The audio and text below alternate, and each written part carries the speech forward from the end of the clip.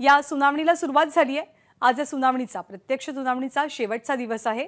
शिंदे गटाचे वकील महेश जेठमलानी यांचा युक्तिवाद आज पूर्ण केला जाईल आणि मग शिंदे गट लेखी युक्तिवाद सादर करेल। वेदांत नेब आपल्याला माहिती देतात। वेदांत, महत्त्वाचा टप्पा या सुनावणीने पार केला, आजचा शेवटचा दिवस आहे, आज काय घडणार आहे?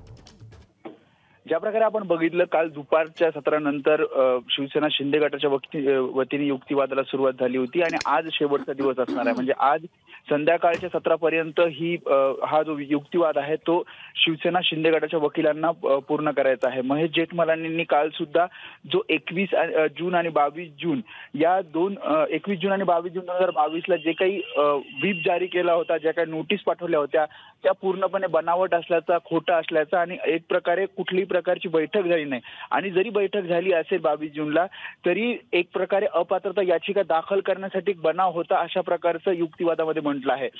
सुनील प्रभूंनी जो व्हीप जारी केला होता तो अनेक आमदारांना मिळाला नाही, शिवाय आमदारांकडे सुद्धा, म्हणजे जे आमदार त्या ठिकाणी मिसिंग होते असं ते म्हणतात, ते मिसिंग नव्हते, तर ते विधान परिषदेच्या ज्या निवडणुका होत्या त्यामध्ये हजर होते, अशा प्रकारच्या युक्तिवादामध्ये सांगितलेलं आहे।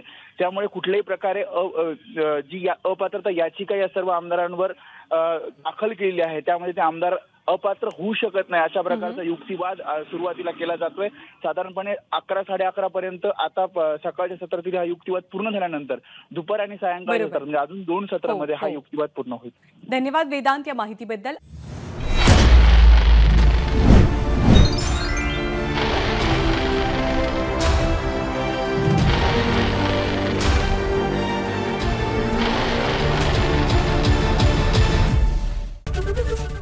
एबीपी माझा, उघडा डोळे बघा नीट।